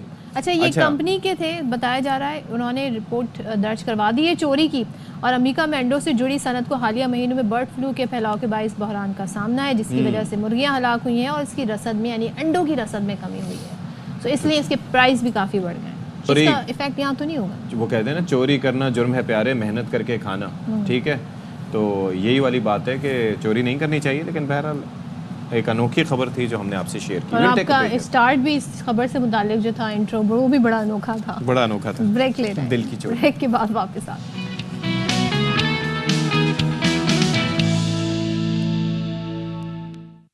अच्छा जी, तो यहाँ पर एक खबर सबसे पहले आप तक, बल्कि खुशखबरी आप तक पहुँचा दें कि भाई पार्लिमानी सेक्रेटरी वजारत आईटी ने आवाम को खुशखबरी ये सुनाई है, बताया है कि रवां साल जून तक स्टार लिंक की सर्विसेज पाकिस्तान में दस्तयाब होंगी।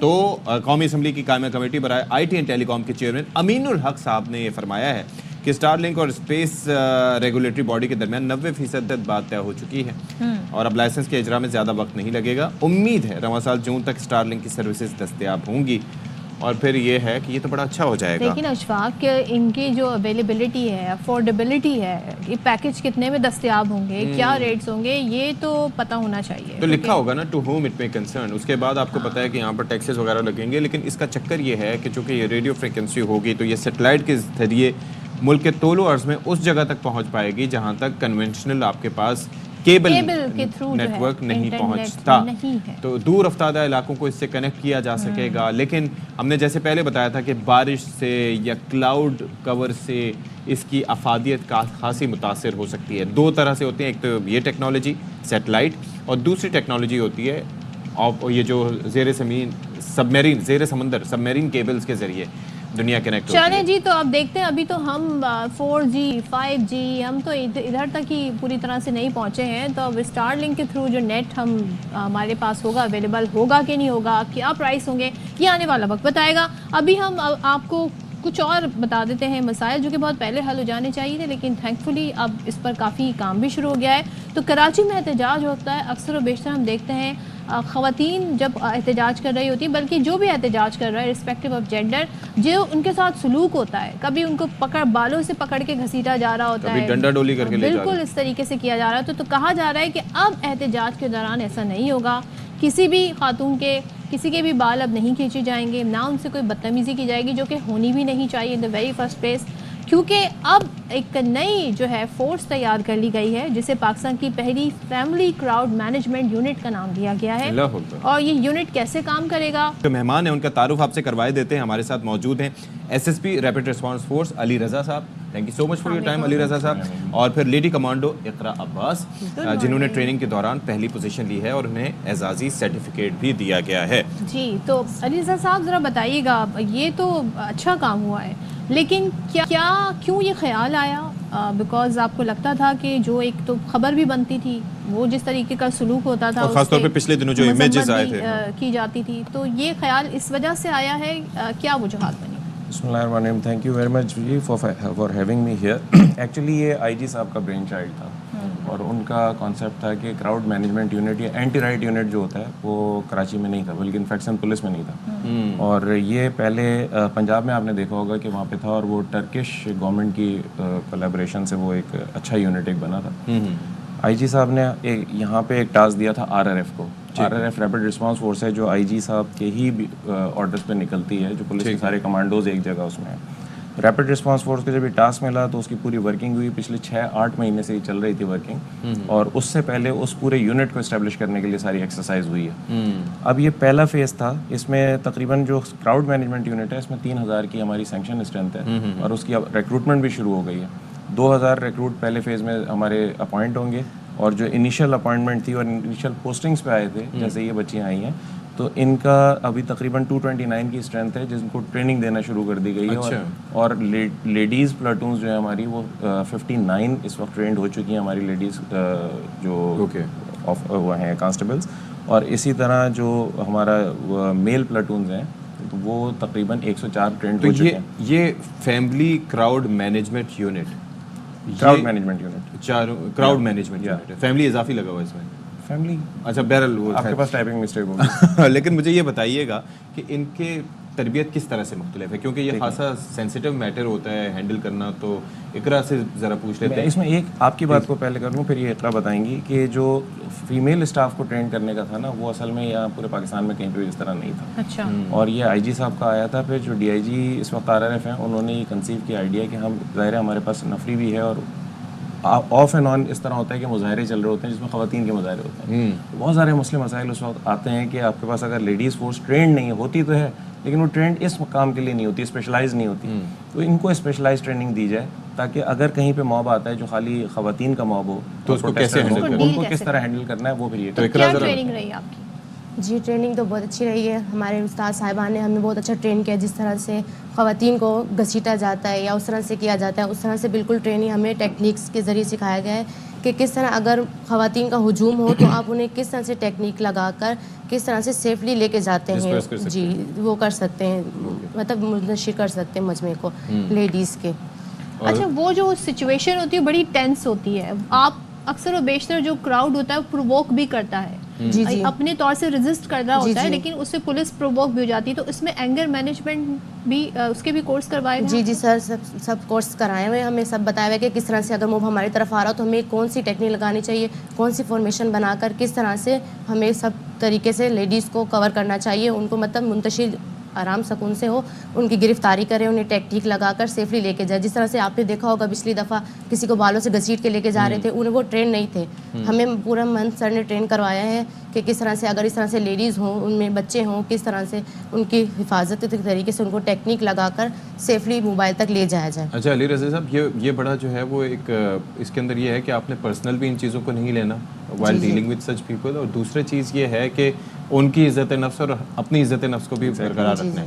لیکن اٹس نیور ایزی. کہتے ہیں نا کہ وہ everyone has a plan until they get punched in the face, یہ مائک ٹائسن نے کہا تھا.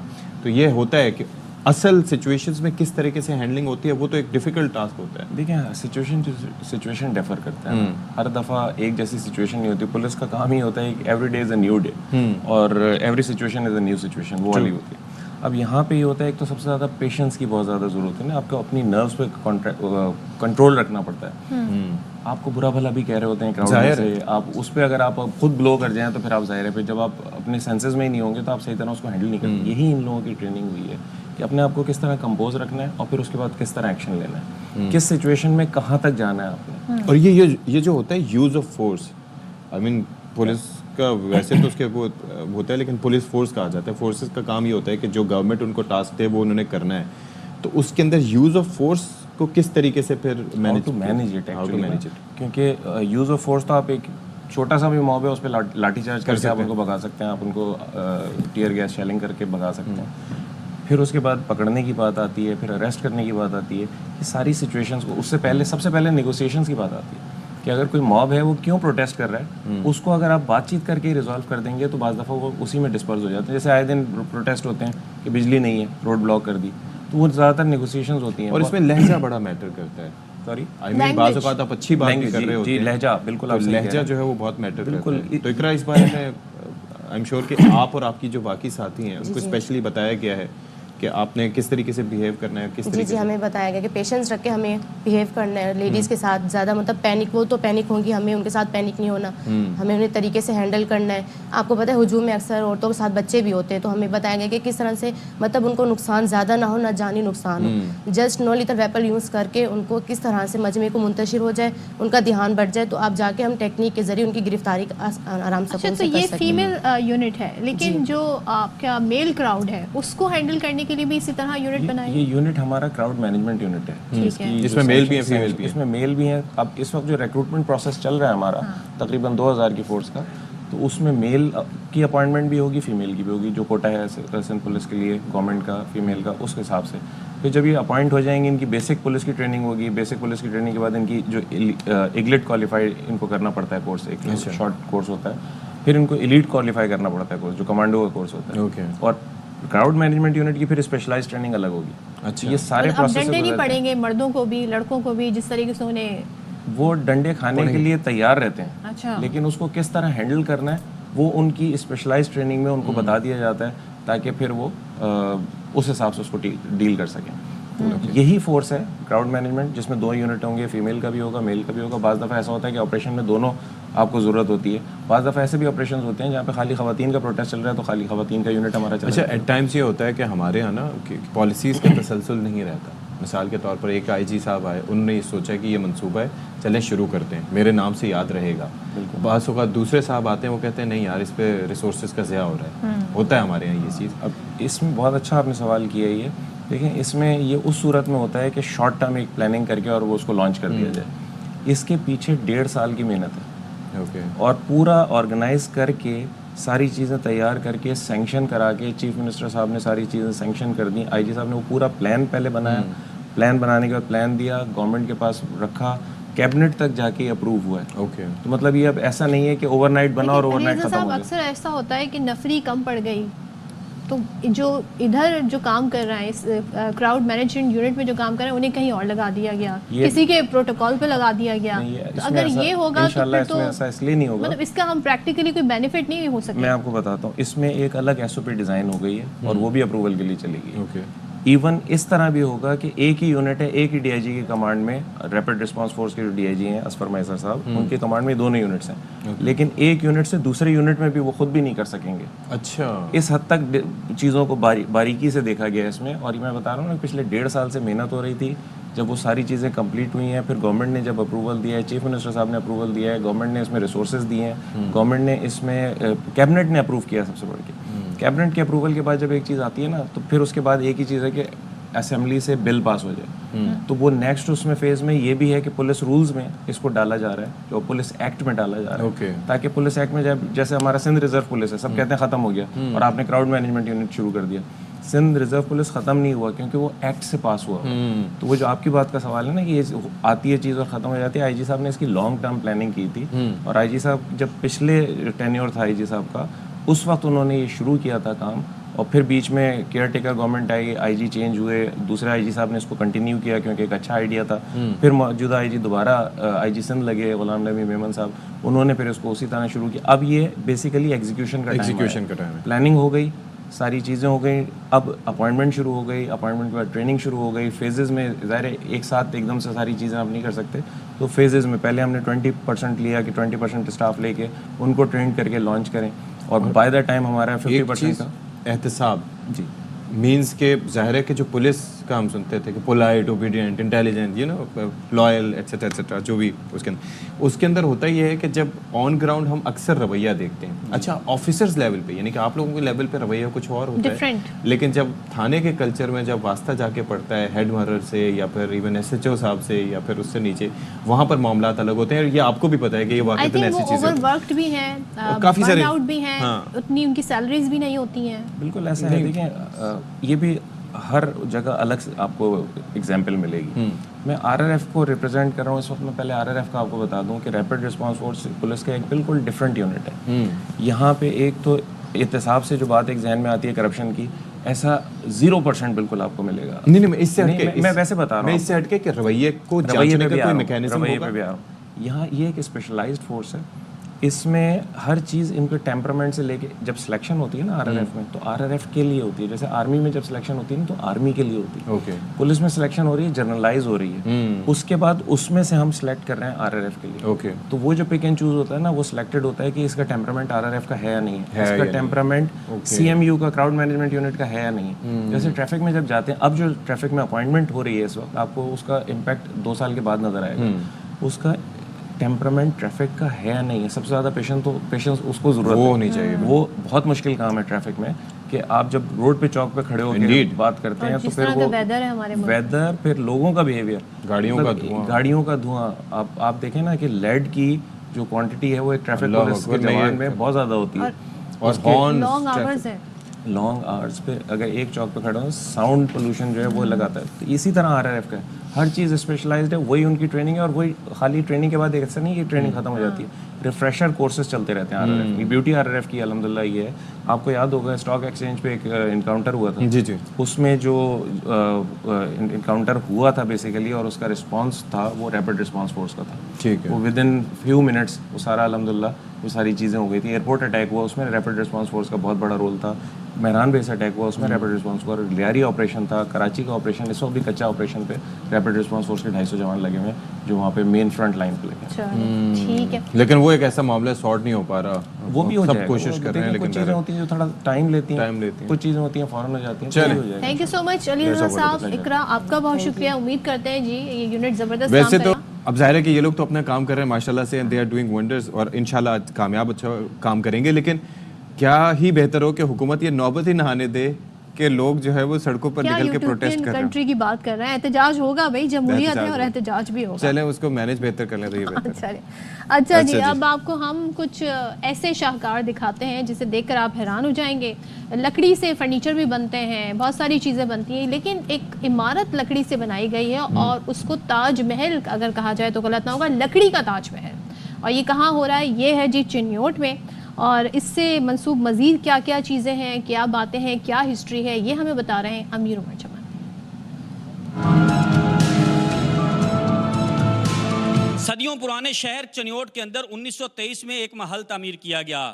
چنیوٹ کا یہ عظیم شاہکار کبھی منحوس محل کرایا تو کبھی لاشوں کا قبرستان، کیونکہ اس کو بنانے والوں کی قبریں بھی اسی کے اندر موجود ہیں. خوبصورتی کے اس شاہکار کو دیکھنے کے لیے اندرون بیرون ملک سے سیاح آتے ہیں. آج اس محل کے بارے میں ہم آپ کو بتائیں گے.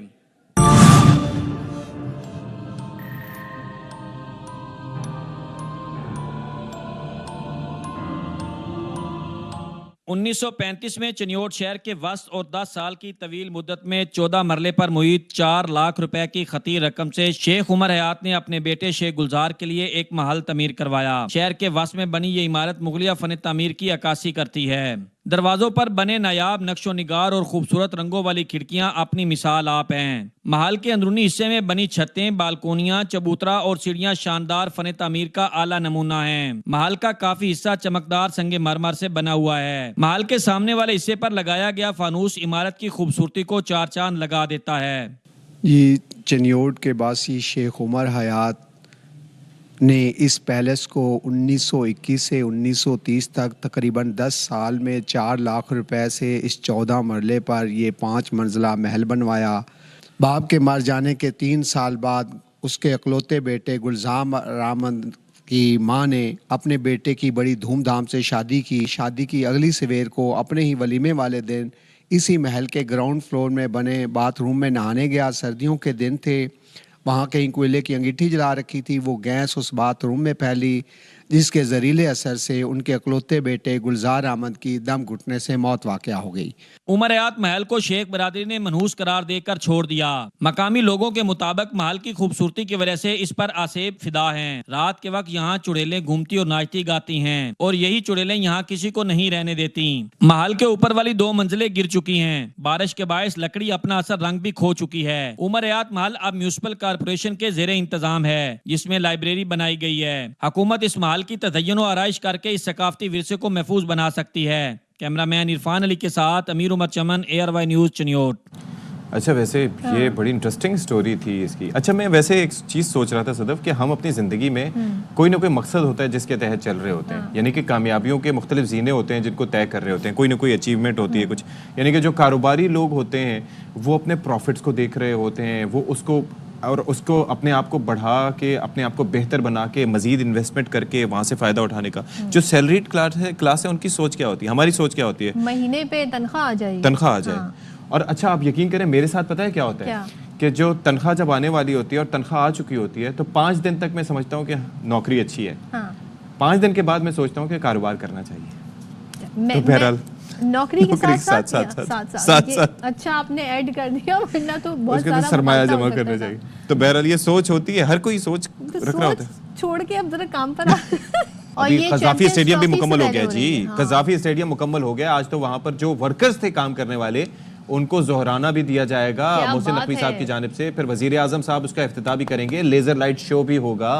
بہت کچھ ہوگا. سوچیں ٹائم پہ چیزیں ہو جائیں تو کتنا اچھا لگتا ہے. لیکن چیمپئنز ٹرافی سے پہلے ہونی ہے ٹرائی سیریز جس کا آغاز ہونے جا رہا ہے ہفتے سے. لاہور کے قذافی اسٹیڈیم سے پاکستان، جنوبی افریقہ، نیوزی لینڈ کی ٹیمیں شرکت کریں گی. شاہد ہاشمی نمائندے خصوصی ہمارے ساتھ ہیں. شاہد صاحب اب تو بڑا زبردست ہمیں کہتے ہیں نا ایک کرکٹ کا ایونٹ دیکھنے کو ملے گا کیونکہ نیا اسٹیڈیم ہے.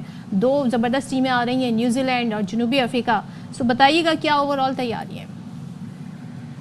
زبردست تیاریاں ہیں. سمجھیں چیمپئنز ٹرافی کا پردہ اٹھنے والا ہے اور اس کے لیے ایک pre Champions Trophy tournament tri series کی شکل میں ہو رہا ہے. پہلا میچ پاکستان اور نیوزی لینڈ کا ہوگا اور زبردست تیاریاں. ظاہر ہے اسٹیڈیم پہ فائنل ٹچز ہو رہے ہیں. اس وقت میں نیشنل اسٹیڈیم میں ہی ہوں جہاں آج پورے میڈیا کو ایک راؤنڈ دیا جائے گا. بتایا جائے گا کہ کتنی تیاری ہو چکی اور کتنا تیار ہے نیشنل اسٹیڈیم. ظاہر ہے 11 فروری کو صدر پاکستان جناب آصف علی زرداری صاحب اس کا افتتاح کریں گے.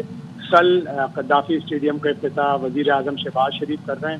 تو بالکل سمجھے کہ اسٹیج تیار ہے اور کسی بھی وقت سیٹی بجنے والی ہے. چلیں جی بہت اچھی بات ہے. زبردست. اور اچھا کراچی والا بتا رہے ہیں کہ صدر مملکت اس کا افتتاح کریں گے. ظاہر ہے بنتا بھی ہے. تو بائی دا ٹائم وہ تیار ہو جائے گا؟ سوال ہے میرا شاہد صاحب. شاہد صاحب یہ یہاں پہ بالکل ایسا ہی ہے. تیاریاں آخری مراحل میں. کرینیں ابھی بھی لگی ہوئی ہیں. ایک اسکرین لگ رہا ہے اور اس اسکرین سے ظاہر ہے دونوں طرف سے یہ اسکرین لگا ہوا ہے کہ دوسری طرف ایک طرف. اس کو تھوڑا سا اونچا کیا گیا ہے. پچھلی دفعہ جو اسکرین تھا اس سے تھوڑا ویو بلاک ہو رہا تھا ایک اسٹینڈ کا. جی آپ نے بتایا یہ دونوں اسکرین بہت اچھے لگے. چلیں انشاءاللہ لیٹس ہوپ کہ جی چیزیں ٹائم پر تیار ہو جائیں اور ہم زبردست ہوسٹنگ بھی کریں. تھینک یو سو مچ شاہد ہاشمی ہمارے ساتھ تھے. تو بھائی جن لوگوں نے اگر ٹرائسیز دیکھنی ہے اس کے ٹکٹ بھی اویلیبل ہیں، اور جنہوں نے چیمپئنز ٹرافی دیکھنی ہے اس کے ٹکٹ. لیکن آپ یہ دیکھیں صدف کہ جو چیمپئنز ٹرافی کی تیاریاں اتنی چل رہی تھیں کہ اس کا ٹرائی سیریز کا رنگ پھیکا پھیکا لگ رہا تھا، لیکن nobody really talked about it, nobody discussed about it, but بڑی ٹیمیں آ رہی ہیں، South Africa, New Zealand. Champions trophy سے پہلے اب وقت آ گیا ہے کہ ہمارا ہم آپ سے یا ناظرین سے ہم ایک دوسرے سے بھی اجازت چاہتے ہیں اور ہم آپ سے بھی اجازت چاہتے ہیں. انٹریکشن بہت بڑی مشکل سے ہم یہ کرتے ہیں. اللہ حافظ. یاد رہیے.